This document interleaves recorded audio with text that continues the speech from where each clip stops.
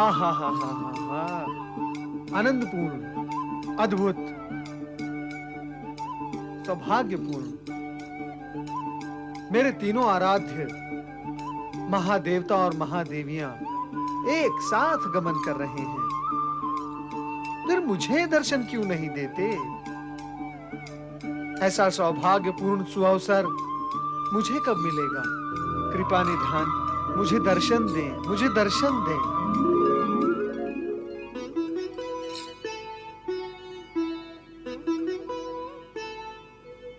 नारद, तुम तीनों लोक में कहीं भी हमारा पीछा नहीं छोड़ते, क्यों?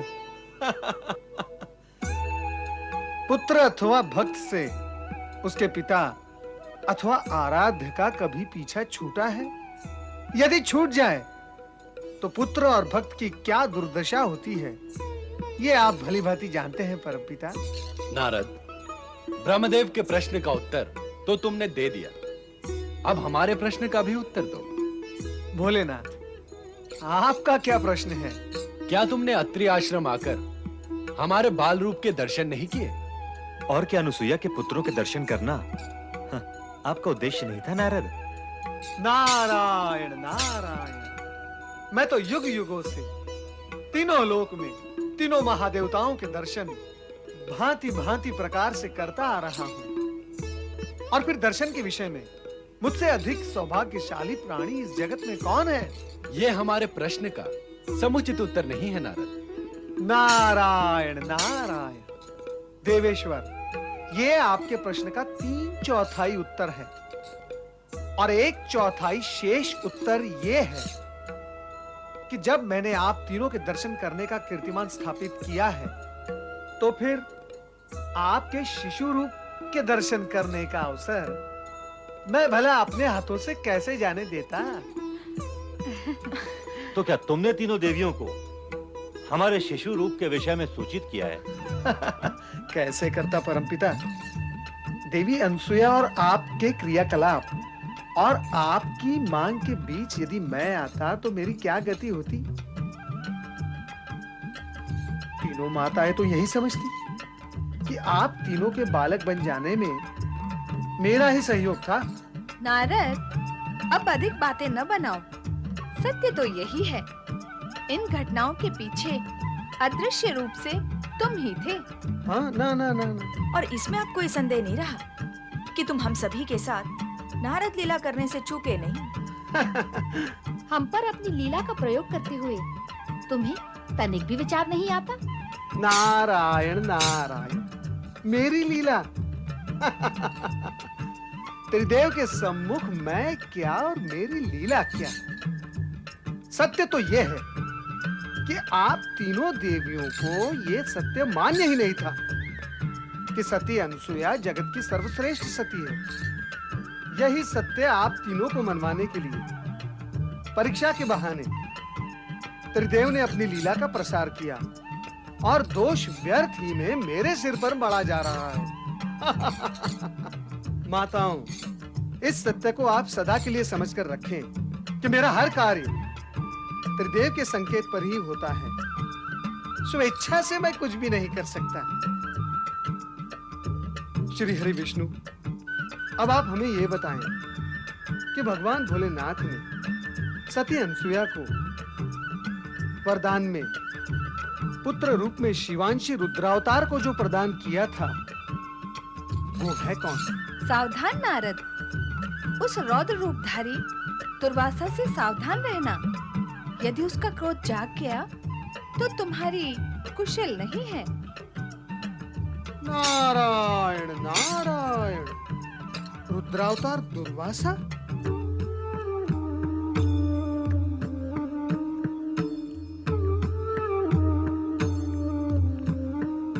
धीरे धीरे खाओ पुत्र, ऐसी शीघ्रता से भोजन करना स्वास्थ्य के लिए हानिकारक होता है। माता, भूख की अग्नि को शीघ्र शांत कर देना चाहिए, अन्यथा वो फैल जाती है।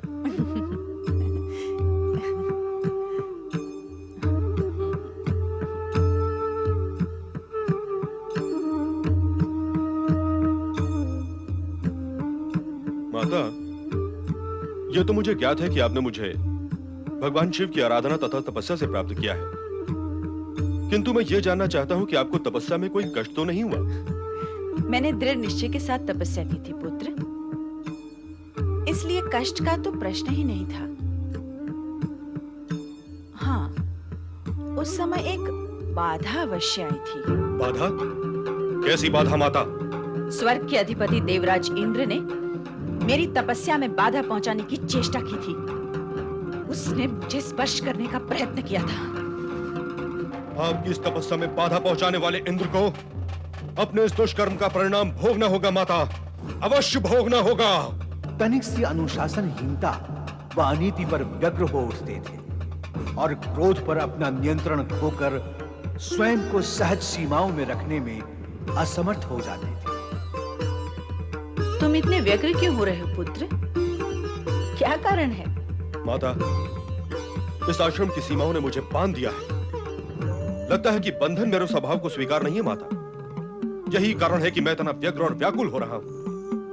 माता, कृपा करके मुझे इस आश्रम से बाहर भ्रमण करने की आज्ञा और सुविधा प्रदान करें। व्यग्रता स्वास्थ्य के लिए हानिकारक होती है पुत्र। तुम इस व्यग्रता के घेरे से बाहर आओ तथा तनिक वन प्रदेश में घुमाओ, किंतु शीघ्र ही लौट आना। मुझे तुम्हारे स्वभाव के कारण तुम्हारी चिंता लगी रहती है।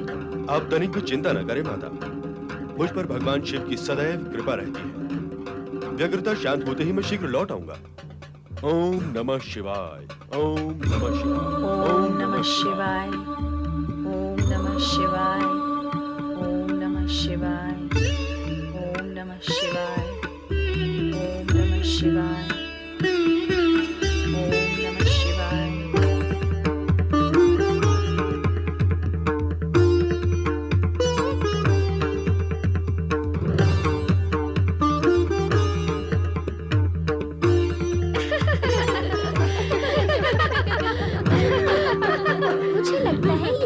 भगवान शिव के लिए फूल ले जा रहे हैं। तो तुझे क्या लगता है ये फूल तेरे लिए चुन रहे हैं? संभवतः इसी के लिए चुन रहे होंगे। चल के पूछ लेने में आपत्ति क्या है? पाए लागे महाराज, क्या ये फूल आप भगवान के लिए चुन रहे हैं? तो फूल क्या भक्तों के लिए चुने जाते हैं? फूल तो भगवान के लिए ही चुने जाते हैं ना। क्या भगवान फूलों से प्रसन्न होते हैं? हाँ हाँ, होते हैं प्रसन्न। जिन फूलों से भगवान प्रसन्न होते हैं, उन फूलों को चुनते हुए आप क्रोध में आए हैं, तो क्या आप भी भगवान प्रसन्न होंगे? वो भी आपकी भांति आप पर क्रोधित नहीं होंगे इन फूलों को देखकर?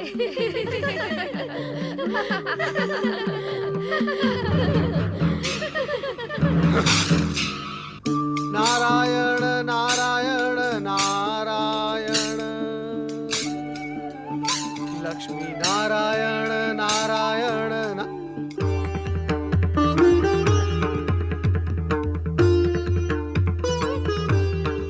नारायण नारायण। हैं तो कोई ऋषि, परंतु ये नए ऋषि है कौन? इससे पहले तो मैंने इन्हें कभी देखा नहीं।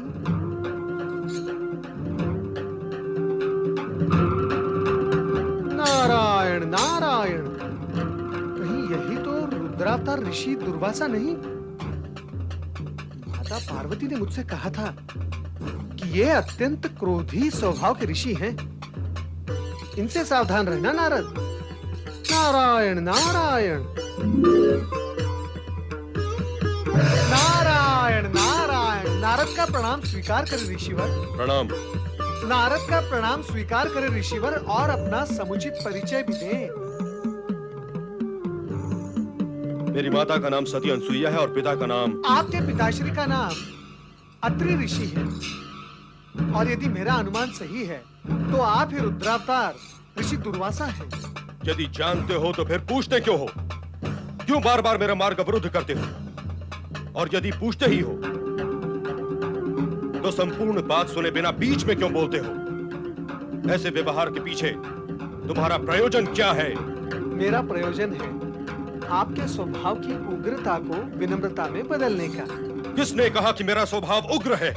माता पार्वती ने। इसीलिए तो मैं आपकी सेवा में उपस्थित हुआ हूँ।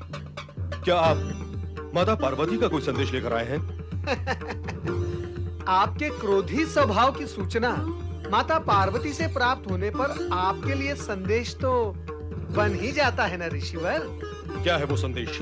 आपके हित में है आपके क्रोधी स्वभाव को शांत करने का। परंतु वो संदेश है क्या? सत्य से पूर्ण वो संदेश यही है कि आप काशी तीर्थ जाकर भगवान भोलेनाथ की आराधना करें। भगवान शिव की आराधना से मेरा क्रोध शांत कैसे होगा? वो तो स्वयं रुद्र है, संहारक देवता है।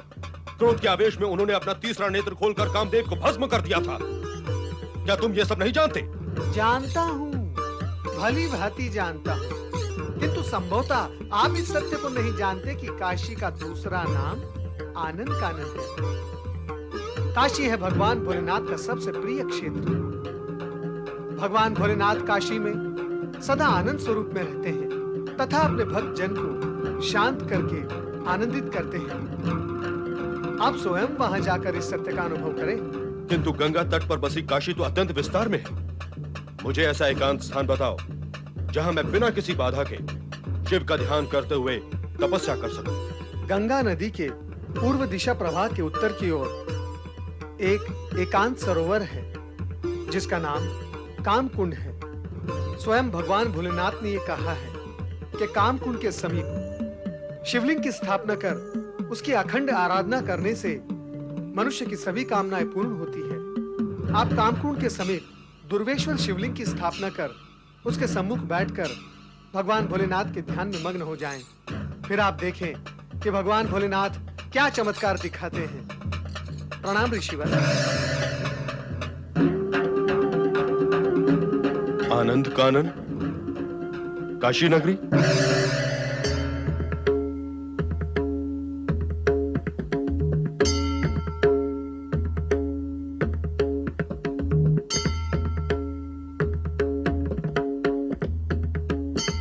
यही है काशी नगरी।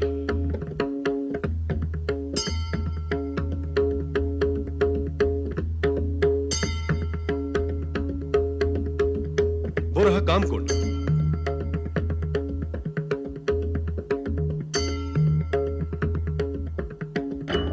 ओम नमो भगवते रुद्राय। ओम नमो भगवते रुद्राय। ओम नमो भगवते रुद्राय। ओम नमो भगवते रुद्राय।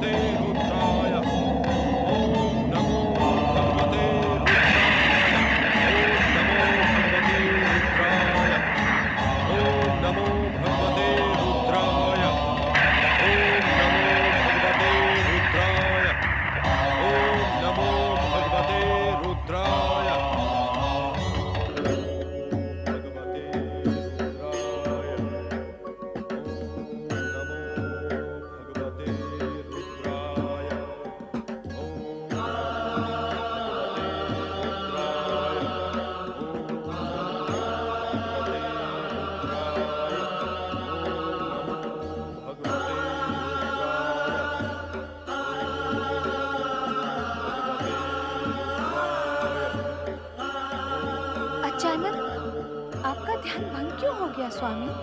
रुद्रावतार दुर्वासा के जप के प्रभाव से ऐसा हुआ है देवी। नारद ने दुर्वासा का क्रोध शांत करने के लिए उन्हें हमारी आराधना का परामर्श दिया था। क्या आपकी आराधना करने से उनका क्रोध शांत हो जाएगा? आप मुस्कुराकर मौन क्यों हो गए स्वामी?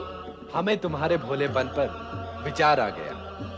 इतना ज्ञान तो तुम्हें भी है कि क्रोध और आराधना दोनों कभी एक स्थान पर आमने सामने नहीं होते। दुर्वासा अपने क्रोधी स्वभाव को शांत करने के लिए आराधना कर रहे हैं, परंतु उनका क्रोधी स्वभाव आराधना से शांत होता है अथवा नहीं, यह जानने के लिए तो प्रतीक्षा करनी होगी। साथ ही हमें उनके धैर्य की परीक्षा भी लेनी होगी। ओम नमो भगवते रुद्राय।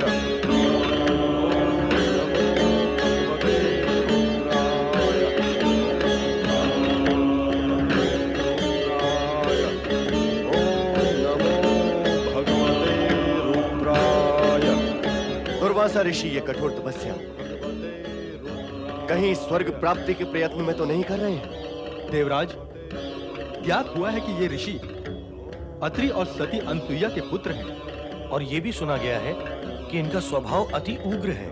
नारायण नारायण। देवराज, ऋषि दुर्वासा तपस्या कर रहे हैं अपने क्रोधी स्वभाव को शांत करने के लिए, ना कि आपके स्वर्ग पर अधिकार प्राप्त करने के लिए। और आप उन्हें छेड़ने का प्रयत्न कदापि ना करें, अन्यथा परिणाम भयंकर हो सकते हैं। नारायण नारायण।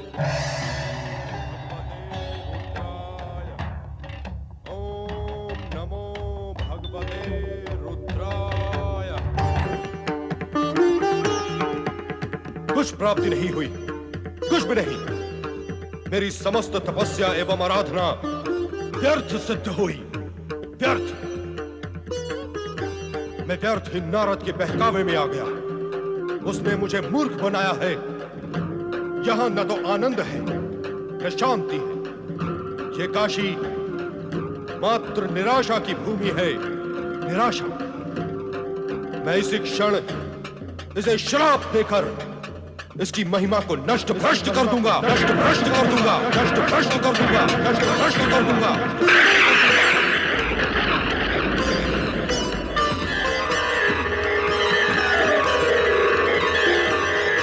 सिद्धेश्वर शिवलिंग। रुद्रावतार दुर्वासा, काशी को शापित करने की शक्ति किसी में नहीं है। आनंद नगरी काशी को कोई भी शाप छू नहीं सकता, प्रलय भी इसे डुबो नहीं सकता। अतः तुम अपने क्रोध को शांत कर हमारे साथ काशी में रहने का आनंद बनाओ। मुझे क्षमा करें शिव शंकर।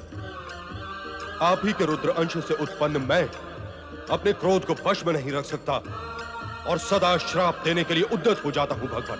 दुर्वासा, तुम्हारा नाम शाप से ही सुशोभित होता है, परंतु शाप तभी दो जब कोई प्राणी विपरीत आचरण करे अथवा सत्य असत्य के विवेक को भूल जाए। तो अब मेरी तपस्या सफल हुई ना भगवान? हमारे प्रकट होने का यही अर्थ है। तुम्हारे द्वारा स्थापित दुर्वासेश्वर शिवलिंग अब कामेश्वर शिवलिंग के नाम से प्रसिद्ध होगा। जो व्यक्ति कामकुंड में स्नान कर कामेश्वर की आराधना करेगा, उसकी सभी कामनाएं अवश्य पूर्ण होंगी। आपने मेरी तपस्या का प्रतिदान देकर मुझे उपकृत किया है भगवान। मैं धन्य हुआ।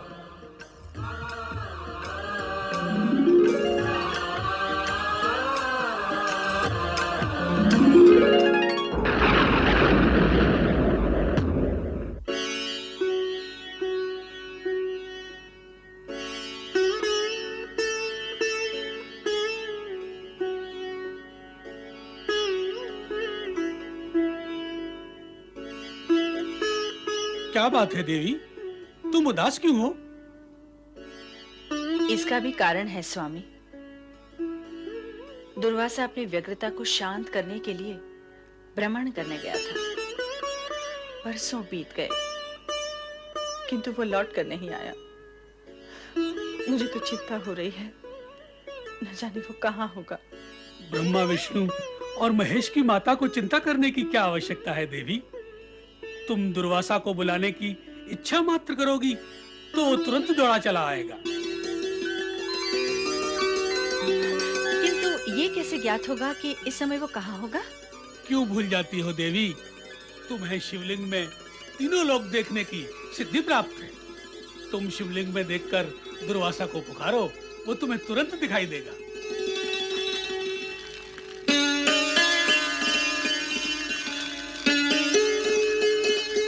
ओम नमः शिवाय, ओम नमः शिवाय। दुर्वासा, पुत्र दुर्वासा, कहाँ हो तुम? ओम नमो भगवते रुद्राय। पुत्र दुर्वासा, कहाँ हो तुम? माता! तुम शीघ्र आश्रम लौट आओ पुत्र, मैं तुम्हें देखने के लिए व्याकुल हूँ।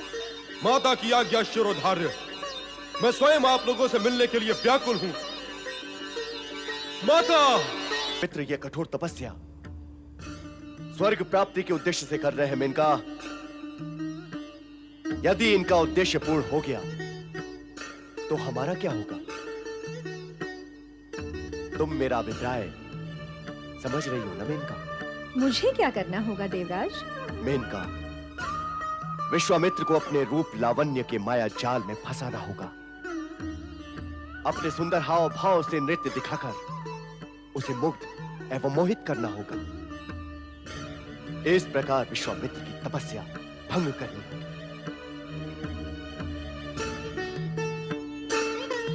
आप निश्चिंत रहे देवराज, मुझे अपने सन्मुख और समीप पाकर विश्वामित्र अधिक समय तक तपस्या नहीं कर पाएंगे। नारायण नारायण। प्रणाम रुद्रावतार महर्षि दुर्वासा, प्रणाम। आपकी कठोर तपस्या को कोटि कोटि प्रणाम और आपकी भक्ति और निष्ठा को अनेक अनेक प्रणाम। मैंने आपका प्रणाम स्वीकार किया, अब मुझे जाने दे। मुझे माता ने पुकारा है। अवश्य अवश्य, माता की पुकार सुनने पर जगत के सभी कार्य त्याग कर पुत्र को जाना ही चाहिए। किंतु महर्षि, मैं आपके और आपकी माता के मध्य बाधा नहीं बनना चाहता। महर्षि, आप मेरी बात सुने महर्षि। तो अब आपका अभिप्राय क्या है? मात्र देवराज इंद्र के षड्यंत्र की सूचना देना, इसी अभिप्राय से मैं यहाँ उपस्थित हुआ हूँ। षड्यंत्र? कैसा षड्यंत्र?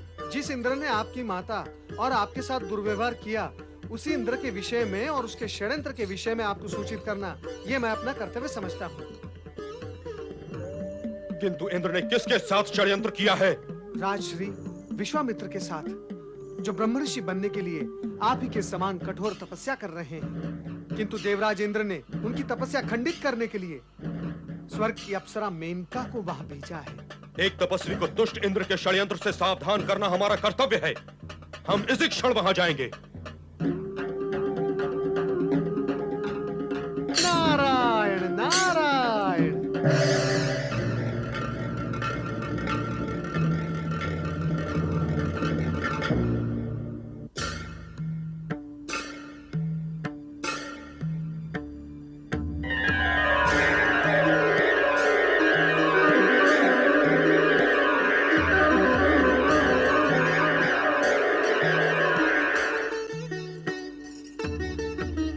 ठहर जा हे रूप सुंदरी, ठहर जा।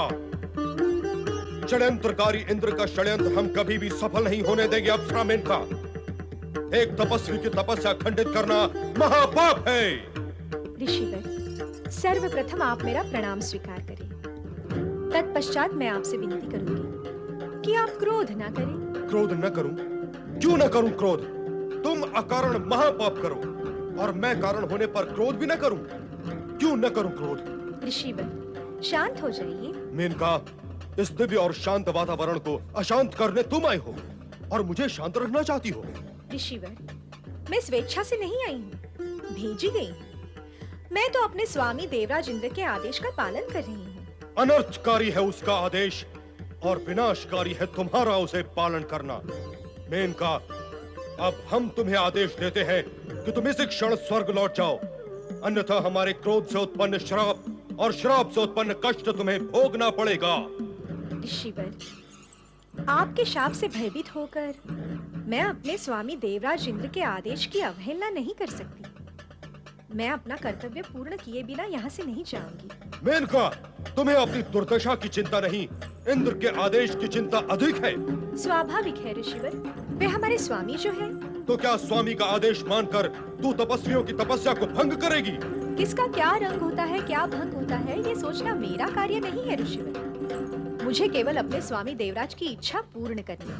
मेनका, अपने स्वामी इंद्र की ही भांति तू भी बाहर से नख से लेकर शिख तक सुंदर और आकर्षक तो है, किंतु भीतर से तुम दोनों ही पाप के भंडार हो।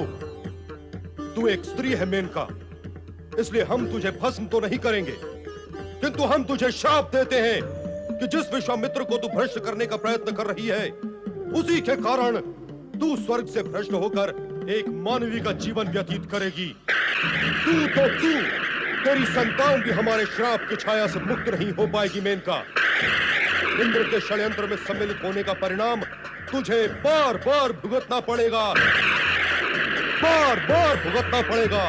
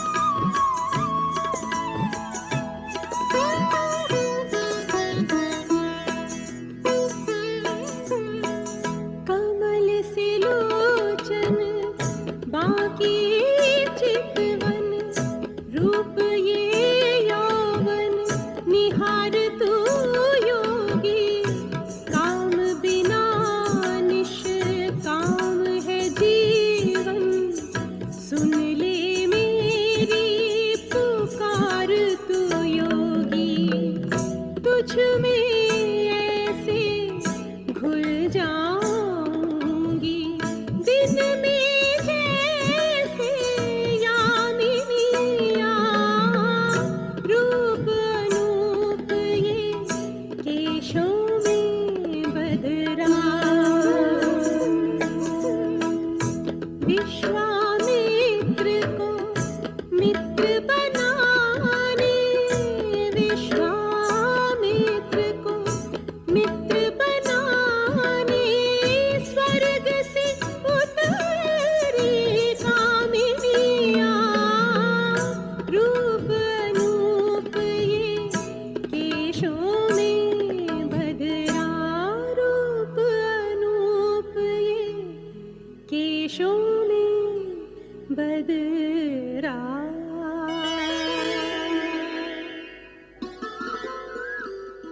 मनमोहक मेनका, अब तुम्हें मेरी जीवन संगिनी बनकर रहना होगा। अब मैं तुम्हें लौटकर स्वर्ग नहीं जाने दूंगा। षड्यंत्रकारी इंद्र का षड्यंत्र हम कभी भी सफल नहीं होने देंगे। अप्सरा मेनका, एक तपस्वी की तपस्या खंडित करना महापाप है। ऋषिवर, सर्वप्रथम आप मेरा प्रणाम स्वीकार करें। तत्पश्चात मैं आपसे विनती करूंगी कि आप क्रोध ना करें। क्रोध न करूं? क्यों न करूं क्रोध? तुम अकारण महापाप करो और मैं कारण होने पर क्रोध भी न करूं। क्यों न करूं क्रोध? ऋषिवर, शांत हो जाइए। मेनका, इस दिव्य और शांत वातावरण को अशांत करने तुम आई हो और मुझे शांत रखना चाहती हो। ऋषिवर, मैं स्वेच्छा से नहीं आई हूँ, भेजी गई हूँ। मैं तो अपने स्वामी देवराज इंद्र के आदेश का पालन कर रही हूँ। अनर्थकारी है उसका आदेश और विनाशकारी है तुम्हारा उसे पालन करना। मेनका, अब हम तुम्हें आदेश देते हैं कि तुम इसी क्षण स्वर्ग लौट जाओ, अन्यथा हमारे क्रोध से उत्पन्न श्राप और श्राप से उत्पन्न कष्ट तुम्हें भोगना पड़ेगा। ऋषिवर, आपके शाप से भयभीत होकर मैं अपने स्वामी देवराज इंद्र के आदेश की अवहेलना नहीं कर सकती। मैं अपना कर्तव्य पूर्ण किए बिना यहाँ से नहीं जाऊंगी। मेनका, तुम्हें अपनी दुर्दशा की चिंता नहीं, इंद्र के आदेश की चिंता अधिक है। स्वाभाविक है ऋषिवर, वे हमारे स्वामी जो है। तो क्या स्वामी का आदेश मानकर तू तपस्वियों की तपस्या को भंग करेगी? इसका क्या रंग होता है, क्या भंग होता है, ये सोचना मेरा कार्य नहीं है ऋषिवर। मुझे केवल अपने स्वामी देवराज की इच्छा पूर्ण करनी है। मेनका, अपने स्वामी इंद्र की ही भांति तू भी बाहर से नख से लेकर शिख तक सुंदर और आकर्षक तो है, किंतु भीतर से तुम दोनों ही पाप के भंडार हो। तू एक स्त्री है मेनका, इसलिए हम तुझे भस्म तो नहीं करेंगे, किंतु हम तुझे श्राप देते हैं कि जिस विश्वामित्र को तू भ्रष्ट करने का प्रयत्न कर रही है, उसी के कारण तू स्वर्ग से भ्रष्ट होकर एक मानवी का जीवन व्यतीत करेगी। तू तेरी संतान भी हमारे श्राप की छाया से मुक्त नहीं हो पाएगी मेनका। इंद्र के षड्यंत्र में सम्मिलित होने का परिणाम तुझे बार बार भुगतना पड़ेगा, बार बार भुगतना पड़ेगा।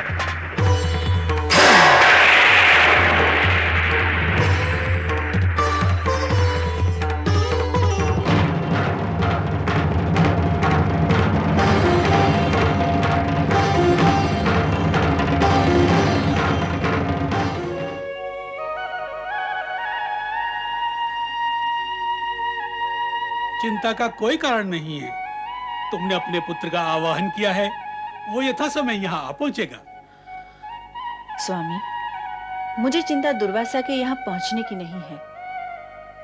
मैं तो ये सोच रही हूँ कि मार्ग में कहीं किसी अनुचित घटना को देखकर उसका स्वभावगत क्रोध न जाग जाए। मुझे सदा उसके क्रोध की आशंका बनी रहती है।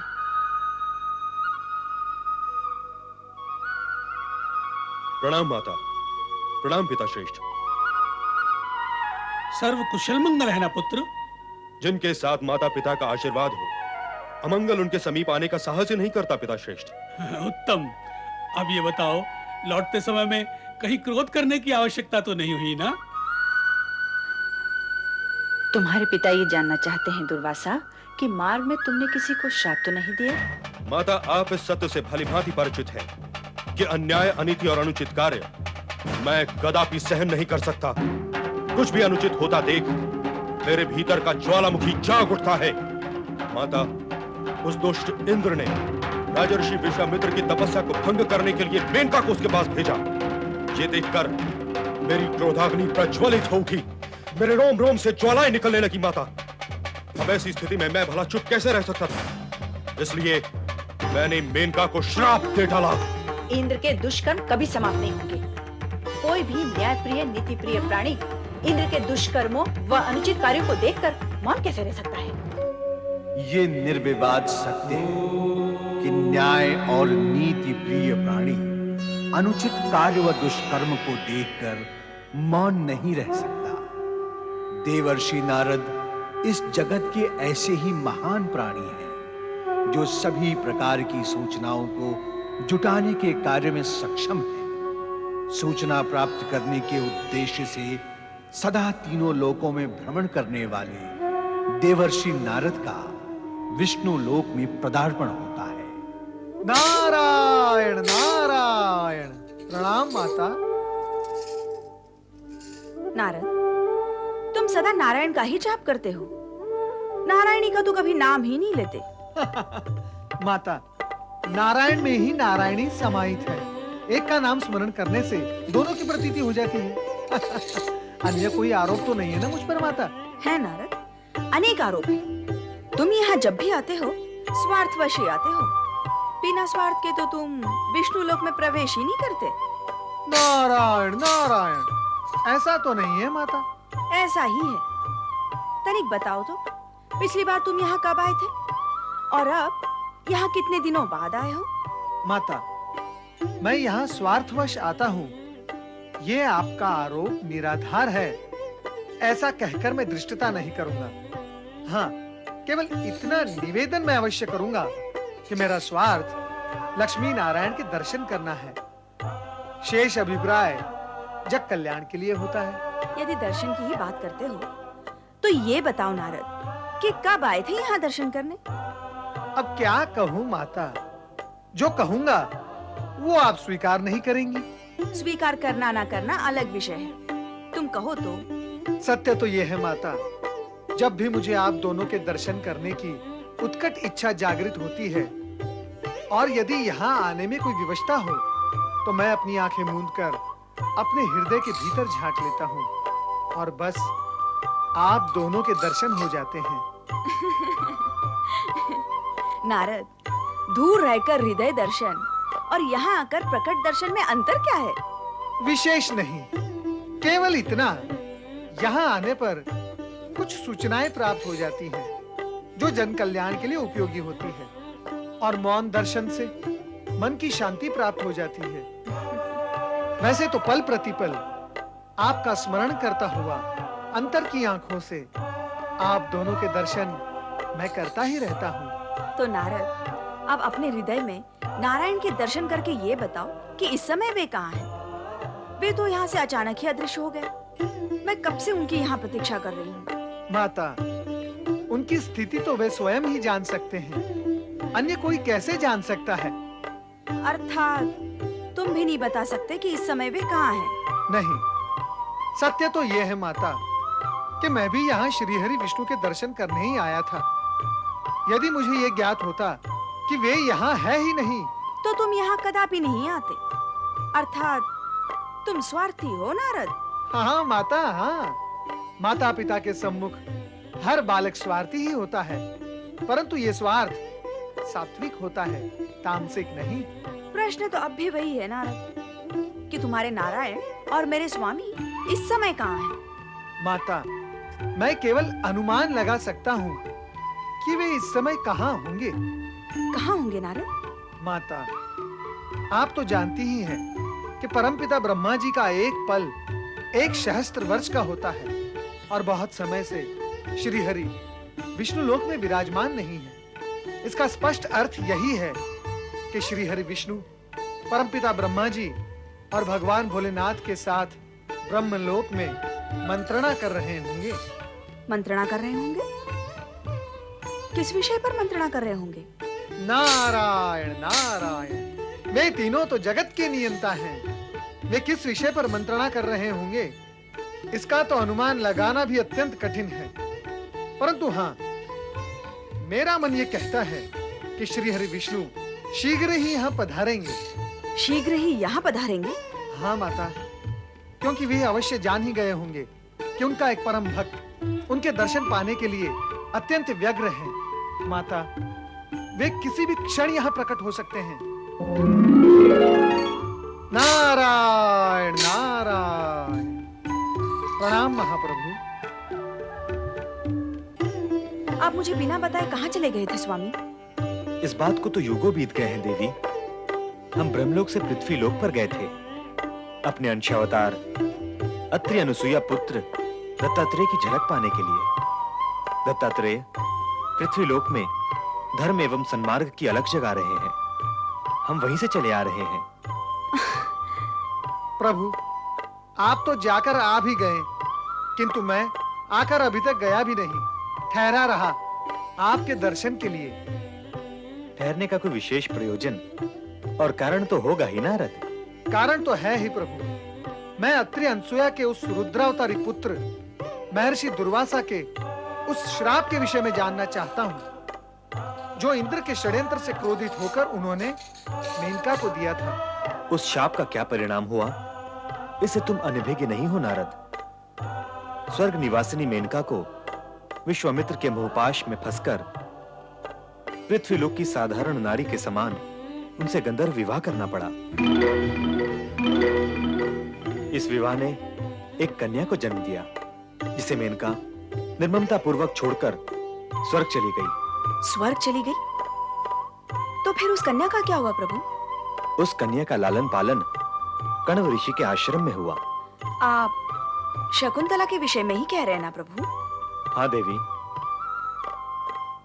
ये सब तो तुम्हें ज्ञात ही होगा नारद। श्री हरि, मुझे इन सब बातों का ज्ञान नहीं है। इन सभी घटनाओं से मैं तो सर्वथा अनभिज्ञ हूँ। यदि तुम अनभिज्ञ हो तो हम तुम्हें एक संकेत देते हैं। कहें प्रभु, क्या संकेत है? रुद्रावतार महर्षि दुर्वासा का शीघ्र ही इस घटना चक्र में प्रवेश होगा और आगे के परिदृश्य की परिकल्पना तुम स्वयं कर लो नारद।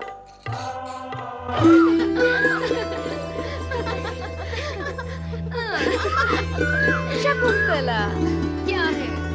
जो होना चाहिए वही नहीं हुआ। प्रियंवदा, कभी तो सीधी बोली भी बोला कर। वही सुनना तुम्हारे मन को भाता है तो सुनो। इस पृथ्वी लोक पर तुम्हारे मन को भाता या तुम्हारे लिए कोई सुयोग्य वर मिलना अत्यंत कठिन है। प्रियंवदा, मैंने तुझसे कब कहा कि मेरे लिए सुयोग्य वर की खोज कर? तुम क्यों कहोगी? और कहोगी तो क्या अपने श्रीमुख से कहोगी? हाव भाव से ही कहोगी ना। और कहोगी क्या? तुम तो कह ही रही हो। चल हट, निर्लज्ज कहीं। अरे ओ, हाय रे मेरी लाजवंती, लजाती रहो, पर अपने मन के भाव अपने सखी से कहने में संकोच न करो। प्रियंवदा, यार तुझे क्या हुआ? मुझे क्या होगा? होगा तो तुझे प्रेम अथवा विवाह अथवा दोनों। देखो न शकुन, स्वर्ग की परम सुंदरी व श्रेष्ठ अप्सरा मेनका व श्रेष्ठ तपस्वी विश्वामित्र की अनुपम और सुंदर कन्या के लिए तो स्वर्ग लोकाधिपति देवराज इंद्र जैसे संपन्न व कामदेव जैसा सुंदर वर ही चाहिए ना। बस बस, बहुत हुआ। अब मैं तुझसे बात ही नहीं करती। क्यों? क्यों? क्या मुझसे भी मधुर बात करने वाले की खोज कर ली है तुमने? तो प्रियंवदा, कल वाली बात सुना ही दो। अरे हाँ, वो तो मैं बताना भूल ही गई। भूलना और भूल करना तो तेरा काम ही है। पता नहीं किसने तेरा नाम प्रियंवदा रख दिया। तेरा नाम तो भूलमवदा होना चाहिए था। ऐसा ही सही, पर कल वाली बात तो मैं कह कर ही रहूंगी। कहूंगी। कब कहेगी तो? अब कह भी डाल। मैया रे मैया, इतनी अधीरता। तो सुन प्रिय शकुंतला, कल तीर्थ यात्रा जाने से पहले महर्षि कण्व गौतमी माता से कह रहे थे कि हमारी प्रिय, हमारी लाडली अब विवाह योग्य हो गई है। बाबा ने कहा होगा और गौतमी माँ ने सुना भी होगा, पर तू किसे सुनाने के लिए कह रही है? अपनी प्रिय शकुंतला से, ताकि उसे भी अपना कोई प्रिय मिले।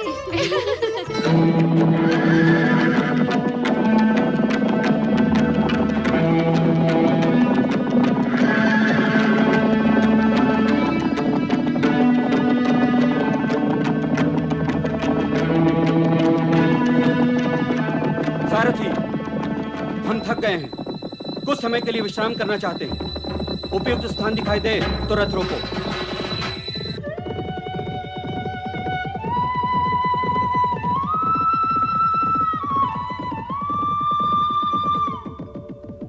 महाराज, वो देखिए, सामने आश्रम दिखाई दे रहा है।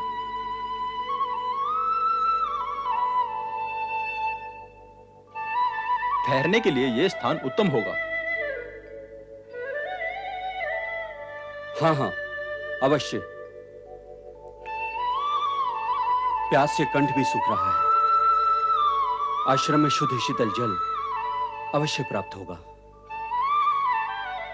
सारथी, यह आश्रम किसका है? यह तो मैं नहीं जानता महाराज। पहुंचकर जल मांगेंगे तो ज्ञात हो ही जाएगा।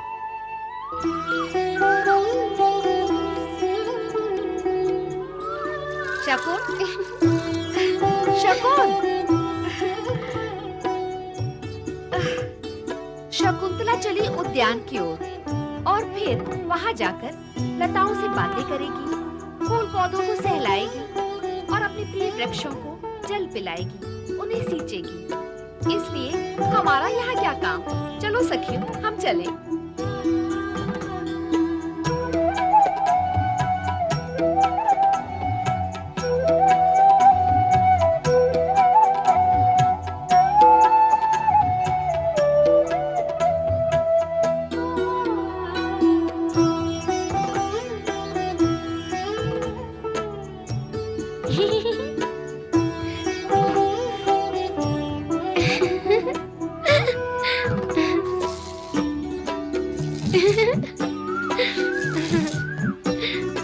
सुंदरी,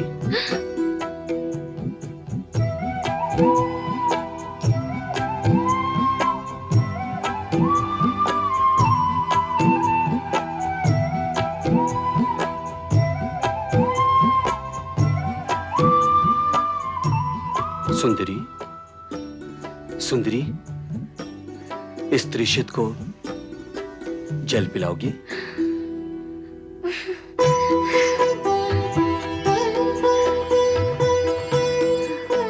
यह कैसा आश्रम है सुंदरी, जहां मांगने पर जल नहीं मिलता, त्रिशत की तृष्णा से मुंह मोड़ लिया जाता है? नहीं भद्र पुरुष, नहीं। त्रिशत को यहाँ जल ना मिले, ऐसा तो यहाँ नहीं होता। हो तो रहा है देवी। नहीं, ऐसा नहीं है। ऐसा नहीं है तो अपने सुकोमल हाथों से इस त्रिशत को जल पिलाओ। जल पिलाओ देवी। मैं तो वृक्षों को जल पिला रही थी। वृक्षों की तृष्णा को समझकर उन्हें जल पिला रही हो देवी? तो क्या सामने उपस्थित त्रिशत पुरुष की तृष्णा को समझकर उसे जल नहीं पिलाओगी? हाँ, पिलाऊंगी।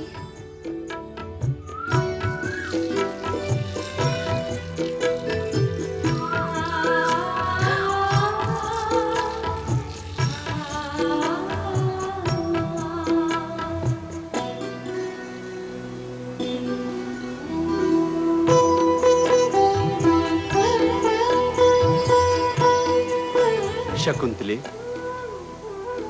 इसे मैं अपना परम सौभाग्य समझता हूं, जो रथ पर नहीं, प्यास के रथ पर सवार होकर मुझे यहां तक ले आया और तुमसे मिला दिया। तुम्हें पाकर मैंने वो सब कुछ पा लिया जो जीवन में पाना मेरे लिए सर्व था, असंभव था। और अब स्थिति यह है कि मैं तुम्हारे बिना एक पल भी नहीं रह सकता हूं। अब हमें तुरंत विवाह कर लेना चाहिए। पिता खंडवी ऋषि की आज्ञा के बिना मैं कुछ भी नहीं कर सकूंगी राजन। किंतु वो तो तीर्थ यात्रा पर गए हैं, न जाने कब लौटेंगे। तब तक क्या मुझे तुम्हारे बिना ही रहना होगा? क्यों ना हम शास्त्रों के नियमों का पालन कर लें? शास्त्र के नियम वे क्या हैं? शास्त्रों में विधान है, जब प्रेम पीड़ित नर नारियों के लिए संयम की सीमा में रहना असंभव हो जाए तो तुरंत उन्हें गंधर्व विवाह कर लेना चाहिए। गंधर्व विवाह? हाँ शकुंतले, गंधर्व विवाह। ये विवाह शास्त्र और धर्म संगत है। तुम्हारे पालक पिता कण्व ऋषि इसे अवश्य मान्यता देंगे। विश्वास करो मेरी बात पर। जैसी आपकी इच्छा। शकुंतले,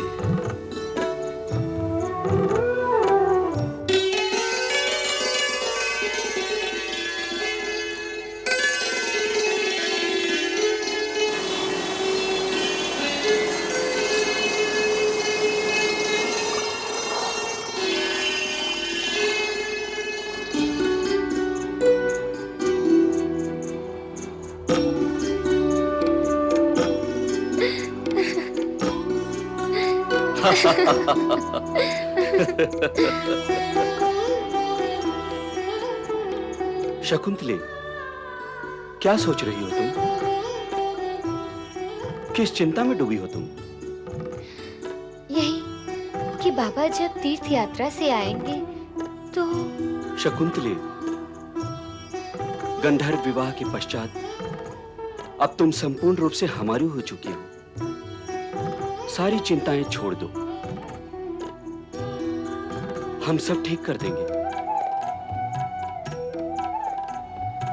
पर मैंने तो इस विवाह के विषय में ना ही अपने सखियों को कुछ बताया है, ना गौतमी माँ को।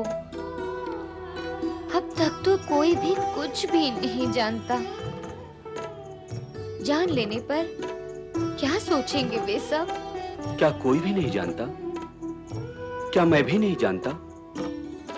मैं तो इस विशेष और महत्वपूर्ण घटना का नायक हूं। नायक अपनी नायिका को हर चिंता व कष्ट से मुक्त कर देगा।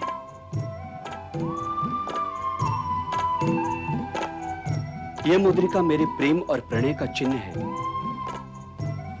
हमारे मधुर मिलन का प्रतीक है। इस मुद्रिका को दिखाकर तुम हमारे गंधर्व विवाह के सत्य को प्रमाणित कर सकती हो। शकुंतले। महाराज, आपके द्वारा भेंट की गई ये अमूल्य मुद्रिका हमारे निश्चल प्रेम और आत्मिक प्रणय का प्रमाण और चिन्ह है, हमारे मधुर मिलन का साकार प्रतीक है, हमारे गंधर्व विवाह की सत्यता का साक्ष्य है। मेरे मन दर्पण में आपकी वही छवि सदैव अंकित रहेगी जब मैं आपसे प्रथम बार मिली थी। सत्य कहूं महाराज, समय भले ही व्यतीत हो गया है, किंतु मुझे तो हर क्षण और हर पल केवल आपका ही सलौना श्रीमुख दिखाई देता है। जब जब मैं आपको पत्र लिखने बैठती हूँ, तब तब मेरी आंखों के सामने मधुर स्मृतियां सजीव हो उठती हैं और उन स्मृतियों में आप और केवल आप ही दिखाई देते हैं। पत्र तुम्हें लिखने बैठी तो, पत्र तुम्हें लिखने बैठी तो, बीता समय फिर लौट आया। पत्र तुम्हें लिखने बैठी तो, बीता समय फिर लौट आया। फिर मैंने मन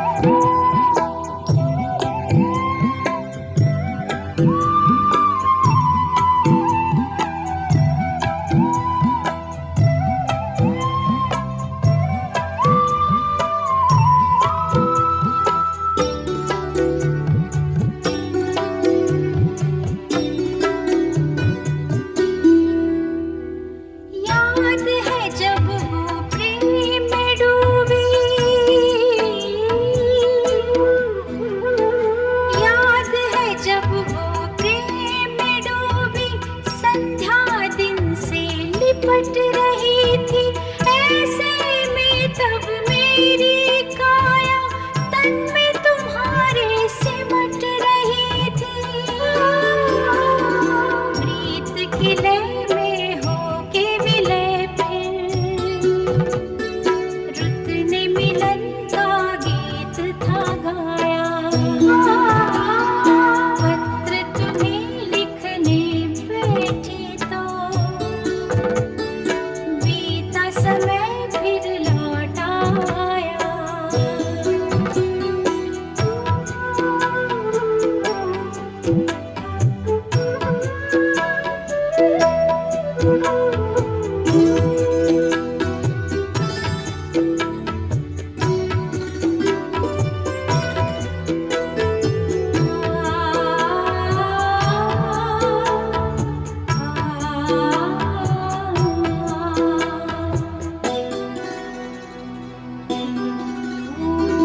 याद तुम्हें भी होगी प्रीतम,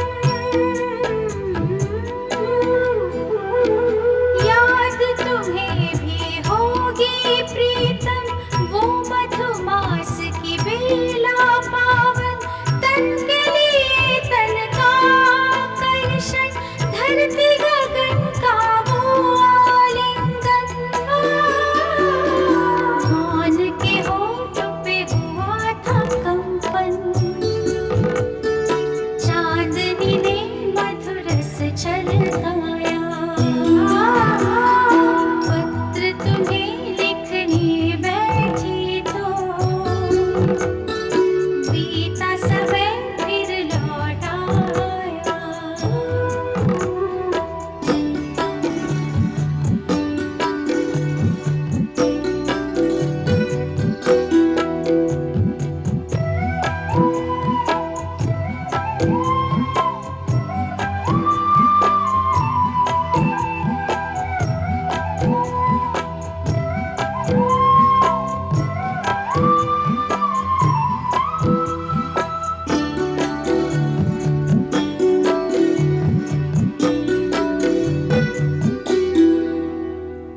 स्वर्ण मुद्रिका स्वामी तुम्हारी, स्वर्ण मुद्रिका स्वामी तुम्हारी, उस मुद्रा की याद दिलाए मुझको। बाहों पाश में लेकर तुम धीरे से थे मुस्काए। लाज से नैना झुके तो थे पर, रोम रोम मेरा हर्षाया। पत्र तुम्हें लिखने बैठी तो बीता समय फिर लौट आया।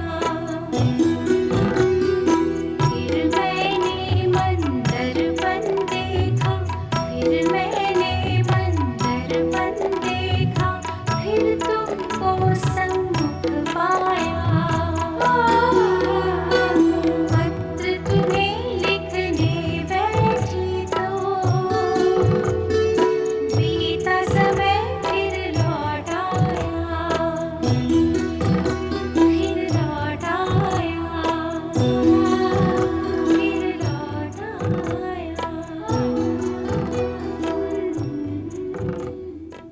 ईश्वर के सम्मुख कैलाश पधारे। ओम नमो भगवते रुद्राय। प्रभु, मैं आपके दर्शनार्थ यहाँ आया हूँ, कृपा कर मुझे आशीर्वाद दे।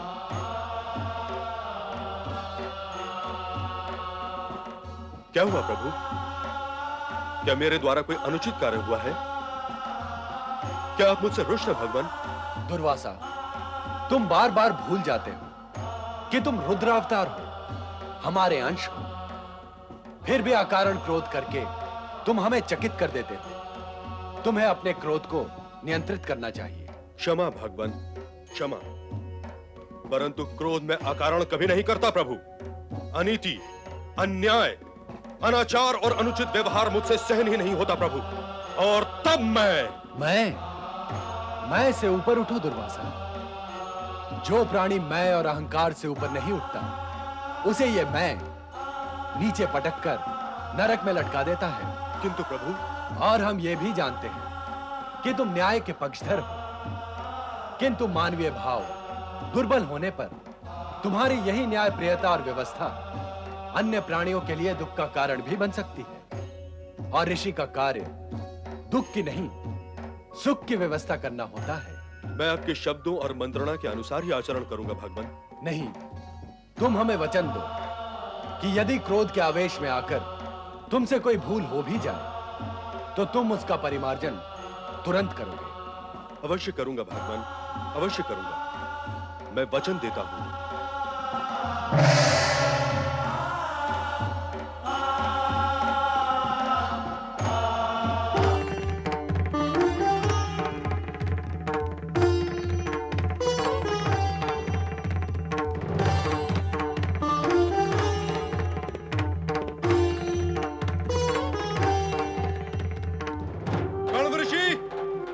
कण्व ऋषि, कहां हैं आप?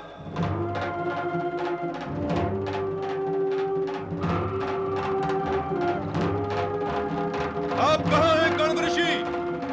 कहां हैं आप?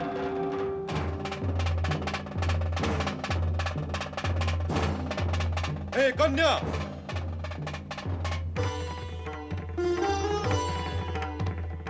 हे आश्रम कन्या, हम तुझसे पूछ रहे हैं, कण्व ऋषि कहां है? हमारा अपमान, हमारा तिरस्कार, हमारी अवहेलना। रे निर्बुद्धि कन्या, तू हमारे क्रोध से परिचित नहीं है। नहीं है तो हो जाएगी। दुष्ट कन्या, तूने हमारी पुकार का उत्तर न देकर हमारा घोर अपमान किया है। हम तुझे श्राप देते हैं कन्या कि जिसकी स्मृति में खोकर तूने हमारी अवहेलना की है, वो तुझे भूल जाएगा। उसकी स्मृति से तेरा नाम, तेरा रूप, तेरा हर चिन्ह मिट जाएगा।